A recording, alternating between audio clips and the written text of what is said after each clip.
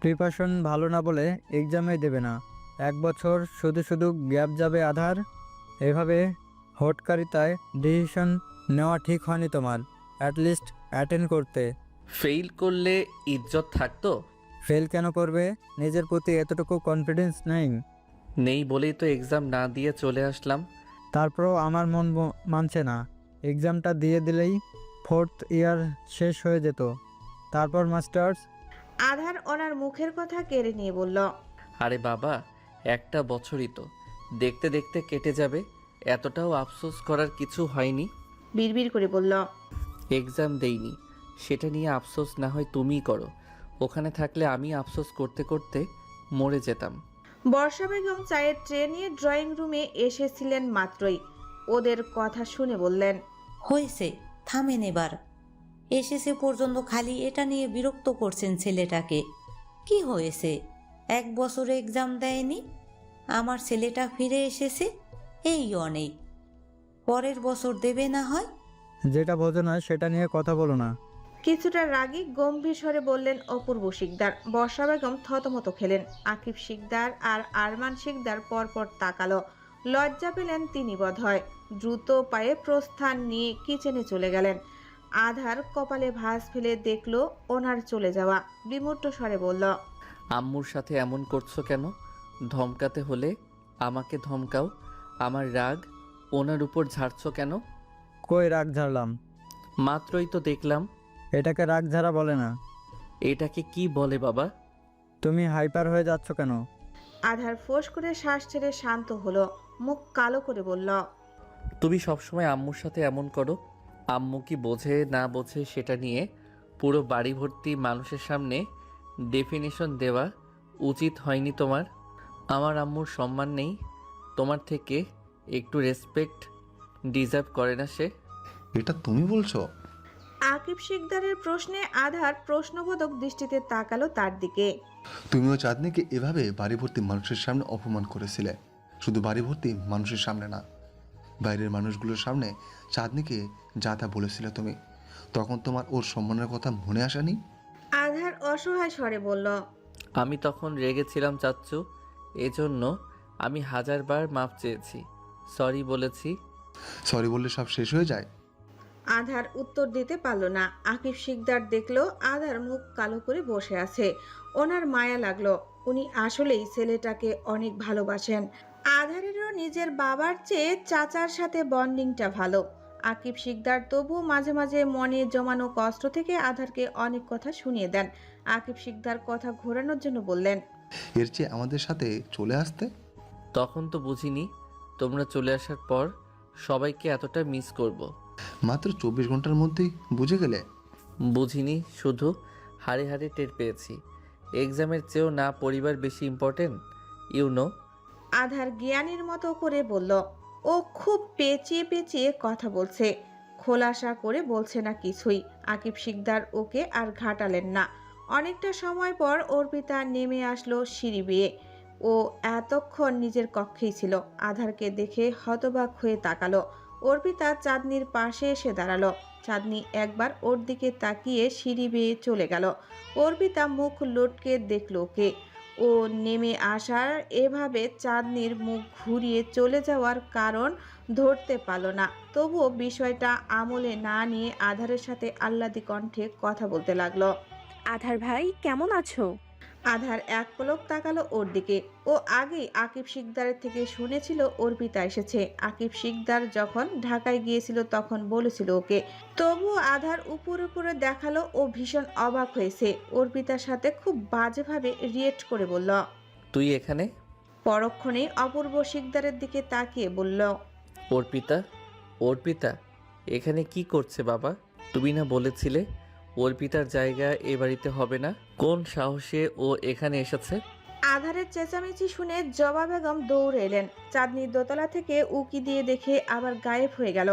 আধার এই প্ল্যানটা ওকে জানিয়েছিল। অর্পিতার আশাটা ও নিজেও সহ্য করতে পারছিল না।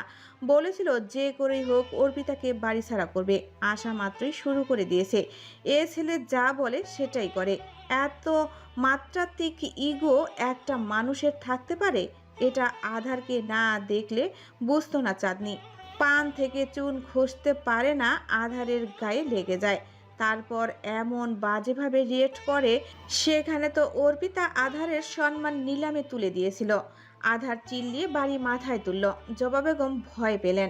উনি এই ভয়টাই পাচ্ছিলেন আধার আসলে এমন রিয়েক্ট করবে। এটা নিয়ে খুব আগে থেকেই ওনার মন কু ডাকছিল। আধারকে উনি চেনেন, ছোটবেলা থেকে দেখছেন। নিজের জেদ রচানোর জন্য আধার সব করতে পারে, সব মানে সব। এখন অর্পিতাকে বাড়ি থেকে না বের করে দিতে বলে, ওনার মেয়েটা কোথায় যাবে? ছেলের বাড়ির কেউই তো ওদের মেনে নিচ্ছে না। না, ওনার মেয়েরও এ বাড়িতে সম্পূর্ণ অধিকার আছে। দরকার হলে আরমান শিকদারকে নিয়ে আলাদা হবেন তিনি, তবুও অর্পিতাকে নিজের থেকে দূরে কোথাও যেতে দিবে না। রাফিয়া বেগম শান্ত করার চেষ্টা করছেন আধারকে। দাদুভাই শান্ত হও, কেন করছো এরকম? আধার শান্ত হচ্ছে না। অপূর্ব শিকদার কিছু বলতে যাবে, তার আগে আধার তিক্ত স্বরে বলল, আমার মান সম্মান নিলামে তুলে দিয়েছে ও। তোমাদের কারো কথা ভাবিনি ও চলে গেলে লোকে কি বলবে। লোকের কথার তো ধার ধারি না আমি, কিন্তু তোমরা তো খুব ভয় পাও এসব। সেজন্য অনাকাঙ্ক্ষিতভাবে একজনের সাথে জুড়ে দিলে আমাকে, অথচ যার জন্য এত কিছু হলো সে বাড়িতে আরাম আয়েশ করছে। কিন্তু আমরা যারা কোনো দোষই করলাম না তাদের বাড়িতেই জায়গা হলো না। এটা তো বড্ড নাইনসাফি হয়ে গেল। আসার পর থেকে একের পর এক প্রশ্ন করেছো তুমি আমার থেকে, কিন্তু কাঠগড়ায় দাঁড়ানোর কথা তোমার।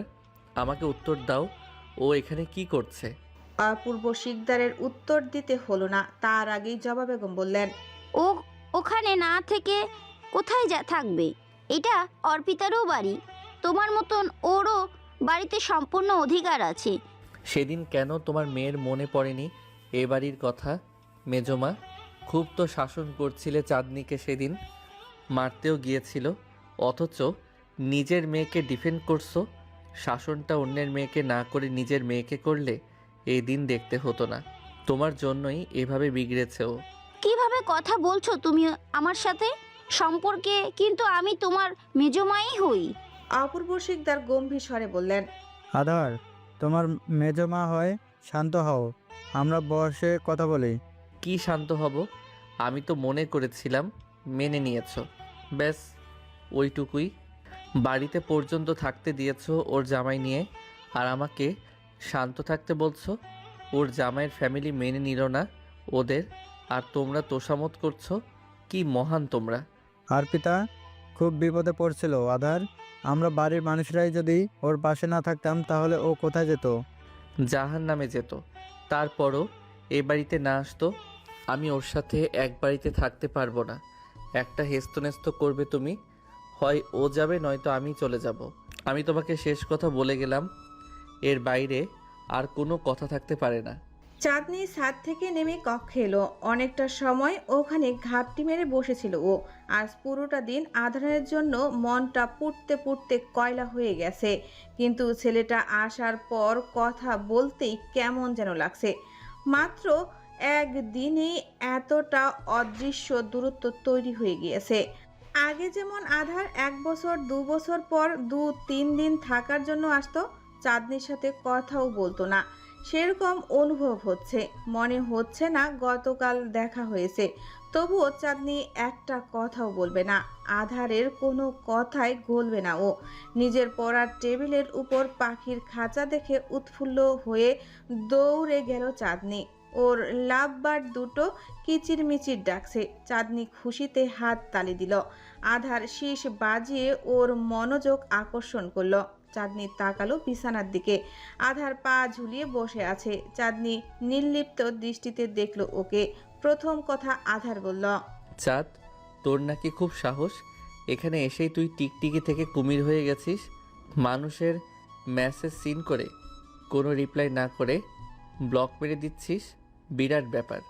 চাঁদনির ভাবাবেগের পরিবর্তন হলো না। আধারের কথাবার্তার কোনো ঠিক ঠিকানা নেই, সব সময় উল্টাপাল্টা কথা বলে ছেলেটা।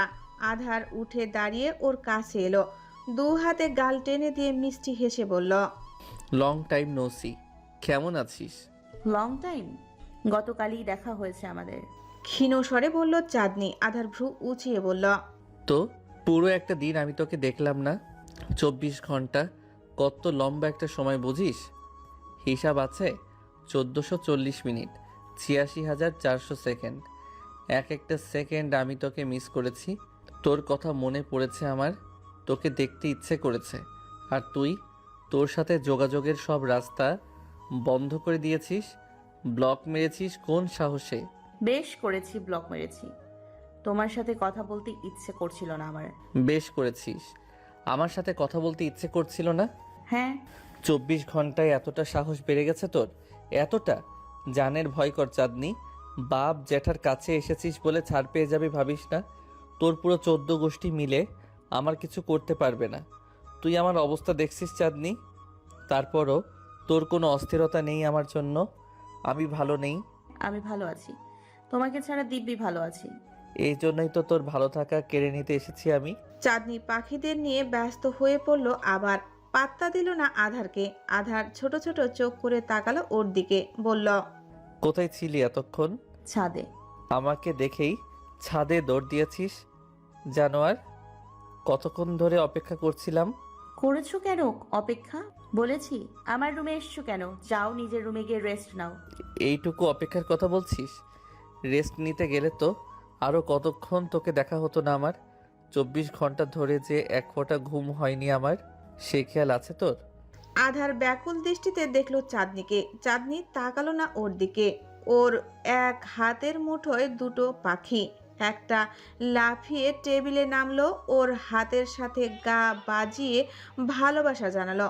পাখিটার গায়ে হাত বুলিয়ে চাঁদনি উৎফুল্ল হয়ে বলল, ইস, তুমি আমার পাখিগুলোকে নিয়ে এসেছো, থ্যাংক ইউ সো মাচ। জানো আমার কিভাবে মনে পড়ছিল ওদের কথা? আর আমার কথা? কি? আমার কথা মনে পড়েনি? একটুও না। আমার আরো অনেক ভালো লাগছিল, নিজেকে মুক্ত মনে হচ্ছিল। তোমার কথা একটুও মনে পড়েনি আমার। বন্দি করতে চলে এসেছি তো, 24 ঘন্টা মুক্তির স্বাদ নিয়ে ফিরেছিস। It's enough. Not enough. আমি আর ফিরছি না। ওখান থেকে একবার চলে এসেছি মানে চলে এসেছি, আর যাওয়ার সুযোগ নেই। দেখা যাবে তোর ক্ষমতা। চাঁদনি ওর কথা কানে তুলল না। এতক্ষণ মনে চেপে রাখা প্রশ্নটা করল, এক্সাম না দিয়ে চলে এসেছো কেন? ইচ্ছে করছিল না। দেহটা ওখানে থাকলেও মনটা এখানে পড়ে থাকতো। সারাক্ষণ চিন্তায় থাকতাম তুই এখানে এসে উল্টাপাল্টা কিছু করছিস কিনা। এমনিতেও এক্সাম অতটা ভালো হতো না, তার চেয়ে ভাবলাম একটা বছর না হয় ড্রপ যাক, এক্সাম দেওয়ার সুযোগ অনেক পাবো। বাট তুই হাত ফসকে গেলে তোকে কোত্থেকে ফিরিয়ে আনতাম বল? তখন আমার খুব কষ্ট হতো। তোকে ছাড়া একটা দিন আমার এক যুগের মতো লেগেছে। চাচুকে পেয়েই তো সাপের 5 পা দেখেছিস তুই। ভয় হচ্ছিল তাই চলে এসেছি। তুই জানিস না, এক্সাম হারালে এক্সাম দেওয়া যায়, কিন্তু বউ হারালে বউ পাওয়া যায় না। বলেনি তোকে কেউ? তুমি একটা পাগল। বেশি পাগলামি করছি। এমন কেন করছি রে আমি? আমি তো এমন ছিলাম না। তুই কেন আমাকে ছেড়ে চলে এলি বলতো? আমি নিজেকে চিনতে পারছি না। আমি ঘুমাতে পারছি না চাঁদনি, খেতে পারছি না।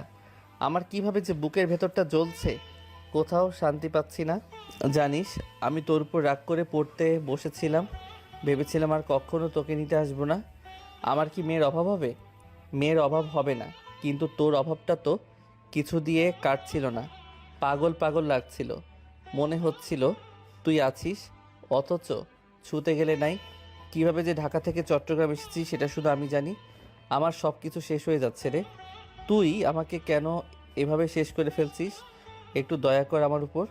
আধার বিছানার উপরে হাঁটুতে থুতনি ঠেকিয়ে বসে আছে। চাঁদনি ওকে নিজের কক্ষে গিয়ে রেস্ট নিতে বলছে। আধার শুনছে না। ও চাঁদনির রুমেই নিজের আসন গেড়ে বসেছে। ওরা দুজন এক রুমে বসে আছে ঠিকই, তবে দুজনের মধ্যে কোনো কথা বলা চলছে না। দুজন এক কক্ষের দু প্রান্তে বসে আছে। আধার কিছুক্ষণ পরপর হামি তুলছে। চাঁদনি কিছুক্ষণ পাখিদের দেখছে, কিছুক্ষণ আধারকে। ছেলেটাকে একটুকু ঠিক মনে হচ্ছে না ওর। অসুস্থ লাগছে, অথচ কালকেও দিব্যি সুস্থ দেখে এসেছিল। মানুষকে কষ্ট দিতেই তো ভালোবাসে ও। নিজের মধ্যে এতটা কষ্ট পুষে রাখলো কখন? চাঁদনি তিক্ত স্বরে বলল, কি অবস্থা করেছো নিজের? কি করেছি? তোর কি আমার অবস্থা দেখার সময় আছে? কেন এমন করছো তুমি? কি হয়েছে তোমার? এভাবে কেন রিয়েক্ট করছো? নিজের কাজ কর। রুমে যাও আধার ভাই, একটু রেস্ট নাও, অসুস্থ লাগছে তোমাকে। ঘুম হয়নি তাই এমন মনে হচ্ছে। আর আমি এখানেই থাকবো। এখানে কেন থাকবে? এটা তো আমার রুম। এখন তোর আর আমার কি? আমার যেটা সেটা তোর, তোর যেটা সেটা আমার। তুই আমার রুমে যাবি বললে আমি ওই রুমে যেতে পারি, সমস্যা নেই। তুমি ঢাকায় যেভাবে রিয়েক্ট করতে, এখানেও এভাবে চাপাচাপি করবে আমার সাথে? এখানে কিন্তু সবাই আছে। ভালোই তো, সবার সামনে তোর সাথে টানাটানি করলে তোরই লজ্জা লাগবে। এমনিতেই তো আমার কাছে লজ্জার লও নেই, বিপদটা তোরই। মিষ্টি করে হাসলো আধার। চাঁদনি দীর্ঘশ্বাস ফেলল। আধার ঢোক গিলে বলল, একটু ভাত নিয়ে আয় আমার জন্য, খিদে লেগেছে অনেক। এই সন্ধ্যায় ভাত খাবে? বড় আম্মু নাস্তা বানাচ্ছে তোমার জন্য। ভাতের খিদে তো অনেক কিছু দিয়ে মেটে না, নাস্তা পরে খাবো। নিচে আসো। যেতে ইচ্ছে করছে না, আমার একটু ঘুম দরকার, পেটটাকেও শান্ত করা দরকার। নিয়ে আয় না কষ্ট করে, এইটুকু সেবা কর। খারাপ লাগছে অনেক, কাল থেকে খাওয়া ঘুম কিচ্ছু হয়নি আমার। কাল থেকে কিছু খাওনি তুমি? না, ইচ্ছে করেনি, ভালো লাগছিল না কিছু। চাঁদনি উঠে দাঁড়ালো। আধারের দিকে অসম্ভব দৃষ্টি নিক্ষেপ করে বেরিয়ে গেল কক্ষ থেকে। চাঁদনি নিচে গিয়ে দেখলো বর্ষা বেগম কিচেনে কাজ করছেন। কিচেনের দরজার কাছে দাঁড়িয়ে ডেকে বলল, বড় আম্মু ভাত আছে? ভাত কার জন্য? ভাত তো এখনো রান্না হয়নি। আধার ভাই খাবে বলছে। এই সন্ধ্যায় ভাত খাবে? ওর জন্য নাস্তা বানাচ্ছি। ও যা যা খেতে পছন্দ করে সব। নাস্তা পরে খাবে বলছে, দুপুরে খাইনি, খিদে পেয়েছে। দুপুরের বেঁচে যাওয়া তরকারি ছিল। চুলার উপর থেকে ফ্রাই প্যান সরিয়ে বর্ষা বেগম ভাতের পানির বসালেন। ফ্রিজ থেকে বের করে তরকারিও গরম করে নিলেন। চাঁদনি হাতে হাতে সাহায্য করে দিল। ভাত রান্না শেষে ভাত তরকারি সবকিছু ট্রেতে নিয়ে দোতলায় গেলেন। চাঁদনি গেল তার পিছু পিছু। আধার বিছানায় আধশোয়া হয়ে বসে কিউব মিলাচ্ছিল। অলস টাইমে বসে বসে এই কাজটাই করে ও। বর্ষা বেগম আর চাঁদনিকে কক্ষে ঢুকতে দেখে সোজা হয়ে বসলো ও। আধারের ডান হাত কেটে গেছে, ব্যান্ডেজ পেঁচিয়ে রেখেছে হাতে। কাটা হাত দিয়ে খাওয়া যাবে না। ও বাচ্চাদের মতো আবদার করলো, খাইয়ে দাও আম্মু। বর্ষা বেগম ওর মাথায় হাত বুলিয়ে দিলেন। মুচকি হেসে বললেন, তুই না বললেও খাইয়ে দিতাম। হাত কেটেছে কি করে? মারামারি করেছিস কারোর সাথে? না তো, অসাবধানতা বশত কেটে গেছে। বর্ষা বেগম আধারকে খাওয়াতে বসবেন তার আগেই নিচ থেকে রাফিয়া বেগম ডাকাডাকি শুরু করলেন। একটু পর বাড়ির সবাই নাস্তা করবে, চা খাবে। উনি সেসব না করে কথায় গিয়ে বসে আছে। আধার বিরক্তিকর দৃষ্টিতে তাকালো বর্ষা বেগমের দিকে, বলল, বাড়িতে আর কেউ নেই কাজ করার জন্য, সব কাজ তোমাকেই করতে হবে, সব দায়িত্ব তোমার। দাঁড়া, আমি বলে আসছি। আচ্ছা, চাঁদ বলে আসুক। চাঁদনি, একটু বলে আসো তো, আমি যে আদারকে খাইয়ে দিচ্ছি। বেশিক্ষণ লাগবে না, আমি বানিয়ে দেব সব কিছু। চাঁদনি বলতে গেল, তবে ওর কথা না শুনে রাফিয়া বেগম ওকেই ছেড়ে দিল। এমনিতেই চাঁদনি ওনার চোখের বালি, দু চোখে সহ্য করতে পারে না। চাঁদনি মুখ কালো করে এসে বর্ষা বেগমের পাশে দাঁড়ালো। গালি খেয়েছো? তোমাকে ডাকছে বড় আম্মু, যাও। হ্যাঁ যাও যাও, বিনা পয়সায় কাজের লোক পেয়েছে তো সবাই তোমাকে, সেই কাজটাই না হয় করো। শ্লেষাক্ত স্বরে বলল আধার। বর্ষা বেগম মলিন হেসে বললেন, যাকে তার স্বামী কোনো দাম দেয় না, উঠতে বসতে কথা শোনায়, সে বাড়ি তার কি মর্যাদা পাবে বল তুই? রাফিয়া বেগম আরো জোরে ডাকাডাকি শুরু করলেন। আধার বিরক্ত হয়ে বলল, যাও, তোমার শাশুড়ি ডাকছে। খাইয়ে দিই তোকে। সমস্যা নেই, চাঁদনি আছে তো, ও খাইয়ে দেবে। চাঁদনি বড় বড় চোখ করে তাকালো, ইশারায় নাকচ করলো ওর প্রস্তাব। আধার ঠোঁট টিপে হাসলো। বর্ষা বেগম চিন্তিত স্বরে বললেন, ও ছোট মানুষ, তোকে কি খাইয়ে দেবে? এটা কি খুব কঠিন কাজ? অবশ্যই পারবে। পারবি না চাঁদ? চাঁদনি মুখ বাঁকালো। বর্ষা বেগম চাঁদনিকে দায়িত্ব দিয়ে বেরিয়ে গেলেন। চাঁদনি কোমরে হাত দিয়ে বলল, এটা কি হলো? অসুস্থ মানুষকে খাইয়ে দিলে সোয়াব পাওয়া যায়। সব লাগবে না আমার, পারবো না আমি। বিছানার হেডবোর্ডের সাথে পিঠ ঠেকিয়ে বসলো আধার। উদাস কণ্ঠে বলল, ঠিক আছে তাহলে রেখে আয়। খাবে না? ব্যান্ডেজ পেঁচানো হাতে কি করে খাবো? ঘুমাবো আমি, নিয়ে যাই সব। চাঁদনি হাত ধুয়ে এসে প্লেট হাতে নিল, লোকমা ধরে বলল, মানুষকে খুব সুন্দর করে ইমোশনাল ব্ল্যাকমেল করতে পারো। লাভ কি? তুই ইমোশনাল হোস না, তোর জন্য অন্য ট্রিক্স অ্যাপ্লাই করতে হবে। কি? বলে দিলে তোর উপর প্রয়োগ করব কি করে? চুপচাপ খাওয়া তো। চাঁদনি খুব ছোট লকমা তুলে খাওয়াচ্ছে আধারকে। ও নিজেই খায় খুব কম, 1 চামচ ভাত নেয় শুধু, সেভাবেই খায়। কিন্তু আধারের পোষালো না এতে, তপ্ত স্বরে বলল, এভাবে কে খাওয়ায় ভাই? তুই পাখির আহার করিস বলে আমার ব্যাপার তো এমন না। পেট ভরবে না এতে আমার। চাঁদনি মুখ লটকে বলল, আমি কাউকে কোনোদিন খাইয়ে দিয়েছি? আমি কি করে জানবো? এবার থেকে প্রতিদিন আমাকে খাইয়ে দিয়ে অভ্যাস করবি তুই। বলদ একটা, খাওয়াতে পর্যন্ত জানে না। আধারের খাওয়া শেষ হয়েছে। চাঁদনি ট্রে রেখে আসতে গিয়েছে নিচে। ও কক্ষে এসে বিছানায় বসতেই আধার একটা প্যাকেট ধরিয়ে দিল ওর হাতে, বলল, এটা তোর। কি এটা? খুলেই দেখ। প্যাকেট থেকে একটা সাদা প্রিন্সেস গাউন বের করলো চাঁদনি। খুব সিম্পলের মধ্যে গর্জিয়াস একটা লং গাউন। আধারের চয়েস আছে বলতে হবে। চাঁদনি অবাক হয়ে বলল, তুমি আমার জন্য সাদা গাউন এনেছো? এটা আমার? না, অর্পিতার জন্য এনেছি। ওকে দিয়ে আসে, কি বলিস? বলদ একটা। চাঁদনি পাংশুটে মুখে বলল, আমি সাদা ড্রেস পরি না আধার ভাই। পরবি এখন থেকে। কিউট লাগবে এটাতে তোকে। চাচ্চু কি যেন বলে, ডিজনি প্রিন্সেস টিয়ানার মতো। চাঁদনি মলিন হেসে বলল, না, বাবা তো আমাকে মিথ্যে সান্ত্বনা দেয় না। এটা পরলে নির্ঘাত আমাকে কালি ড্রামের মতোই লাগবে। আমার কালো রং আরও ফুটে উঠবে। তখন সবাই লজ্জা দেবে আমাকে, তোমাকে। আধার অতিষ্ঠ হয়ে তাকালো। চাঁদনি বারংবার খালি অতীত নিয়ে খোঁচা দেয়। আধারের ভালো লাগে না। এই দুনিয়ার কারোরই দুজনের দোষের কথা শুনতে ভালো লাগে না। তেমন আধারেরও বেলায়ও ও যতবারই এমন ভুলতে চায় চাঁদনি মনে করিয়ে দেয়। আধারের খারাপ লাগে। মেয়েটাকে ও যা তা শুনিয়েছে। বন্দুকের গুলি আর কথার আঘাত কখনো ফিরিয়ে আনা যায় না। আধারও ফিরিয়ে নিতে পারে না। তবে আত্মসংযম তো করা যায়। ভুল করলে কি তার মাপ পাওয়া যায় না? কেন চাঁদনি সে সুযোগ দেয় না ওকে? আর বলিস না চাঁদনি, বারবার খালি এসব বলতেই থাকিস। প্লিজ, আমি আর শুনতে পারছি না। আমার দোষগুলো আর কতবার দেখিয়ে দিবি আমাকে? রাগ করে বলেছি ভাই, মন থেকে কিছুই বলিনি। আমি কি করে শুনেছি? আর কতবার মাপ চাইবো বল? সরি বলেছি না? হিসাব করেছিস? কতবার ক্ষমা চেয়েছি তোর থেকে, এখন পায়ে ধরতে হবে? বললেই পায়ে ধরবা? তোমার ইগো তোমাকে আমার পা ধরতে দেবে? পায়ে ধরলে তুই আমাকে ছেড়ে যাবি না? ডিভোর্স চাবি না? কথা দে। সেটা কখনোই হবে না। তোমার ইগো জানি না আমি? তোমাকে ছোটবেলা থেকে দেখছি না? আমার অবশ্যই ডিভোর্স লাগবে। এত অপমানের দাগ নিয়ে আমি তোমার সাথে থাকতে পারবো না। আধার দূরত্ব নিয়ে বসেছিল চাঁদনির থেকে। কিছুক্ষণ নিশ্চুপ তাকিয়ে থাকলো চাঁদনির দিকে। তারপর ধীরে এক হাত বাড়িয়ে চাঁদনির পায়ের পাতা মুঠো করে চেপে ধরল। অথচ ও এতটাই ধীরে পায়ে হাত দিল যে চাঁদনি পা সরানোর সুযোগ পেল না। আধার শক্ত করে চেপে ধরল। চাঁদনি টলমল দৃষ্টিতে তাকালো আধারের দিকে।